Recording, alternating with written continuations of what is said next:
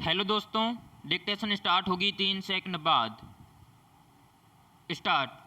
मान्यवर, जो लोग बैंकों के राष्ट्रीयकरण के इस कदम को समाजवाद की ओर एक कदम मानते हैं, वही इस पर जोर देते हैं। वे लोग जोर नहीं देते जो पूंजीवादी अर्थव्यवस्था को स्वच्छ करने को उत्सुक हैं, परंतु भले ही जिस रूप में वह प्रस्तुत किया गया है और लक्ष्य चाहे कोई भी हो, आमतौर पर यह कदम उस इच्छा का प्रतीक है जो एकाधिकार को आर्थिक एवं सामाजिक प्रभाव के विरुद्ध लड़ना चाहते हैं। यहाँ तथ्य क्या है? निसंदेह चंद एक बैंक देश की अधिकांश निजी पूंजी के अधिकार में हैं। इनकी कुल जमा पूंजी के अनुपात में अदा किया मूलधन तथा रिजर्व बहुत ही कम हैं, यानी बड़े बैंकों में 2% से भी कम। इन बैंकों के शेयरों का अधिकांश भाग कई लोगों के हाथों में बिखरा हुआ है, जिसमें से प्रत्येक व्यक्ति अपेक्षाकृत कम पूंजी रखता है। इससे बैंकों पर कारगर नियंत्रण रखने के लिए अपेक्षाकृत अधिक शेयर रखने वालों के समूह को सहायता मिलती है। यह देखा गया है कि जिनका नियंत्रण बैंकों पर है, उन्हीं का संबंध उद्योगों तथा व्यवसाय से होता है। कुछ एक तो इस तरह बड़े व्यावसायिक घराने बन बैठते हैं। ये घराने फिर बैंकों से बड़े बड़े ऋण ले लेते हैं, जो आर्थिक तथा सामाजिक दृष्टि से हितकर नहीं होता।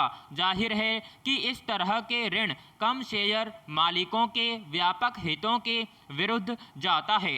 राष्ट्रीयकरण इस त्रुटि को दूर करने का प्रयास करता है। पैराग्राफ। ये तथ्य ही ऐसे हैं कि जिन्हें चुनौती नहीं दी जा सकती।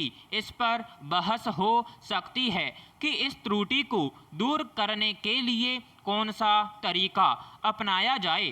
सरकार के विचार में इस त्रुटि को तभी दूर किया जा सकता है जबकि सरकारी रिजर्व बैंक के हाथ में अधिक नियंत्रण शक्ति हो और इन बैंकों के निदेशकों की समिति में कुछ सदस्य सरकार की ओर से नियुक्त किए गए हों। इसी तरह से अन्य उपाय सरकार द्वारा सुझाए जाते हैं। पैराग्राफ। उपाध्यक्ष महोदय, केंद्र सरकार ने पहली बार यह साहस भरा कदम उठाने का निश्चय किया है कि रेलवे लाइन को उखाड़ने या तोड़फोड़ करने वालों को मृत्यु दंड दिया जाए। दुनिया के सभी देशों में राष्ट्रद्रोहियों को, चाहे वे जासूस हों या तोड़फोड़ करने वाले, इस तरह के कठोर दंड दिए जाने की व्यवस्था है। सरकार ने इस आशा से कि लोगों में सार्वजनिक संपत्ति की रक्षा करने की भावना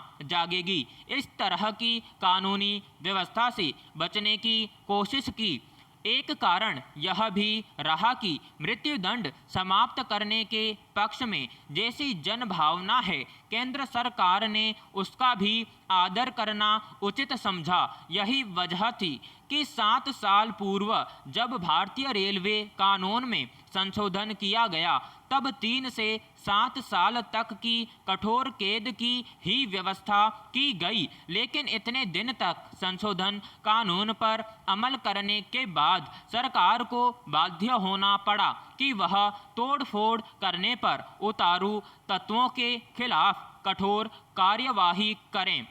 सीमाओं की रक्षा करने वाले जवानों को ले जाने वाली ट्रेनों में भी तोड़फोड़ की घटनाएं होने के बाद तो सरकार के लिए और भी आवश्यक हो गया कि वह इस दिशा में शीघ्र कोई कदम उठाए। पैराग्राफ। रेल दुर्घटनाओं के संबंध में वाचु समिति ने जो रिपोर्ट दी, आवश्यकता इस बात की है कि सरकार उसकी बातों को सामने रखें। रिपोर्ट में कहा गया है कि पुलिस और स्वराष्ट्र मंत्रालय रेलवे दुर्घटनाओं को रोकने के लिए अपना दायित्व निभाने से कतराते हैं। रेलवे जांच के बाद जिन दुर्घटनाओं के लिए तोड़फोड़ करने वालों को जिम्मेदार ठहराया जाता है। पुलिस अपनी असहमति प्रकट करती है और जहां यह मानती भी है कि दुर्घटना तोड़फोड़ के कारण हुई, वहां ऐसे लोगों को गिरफ्तार करने में ढिलाई बरतती है।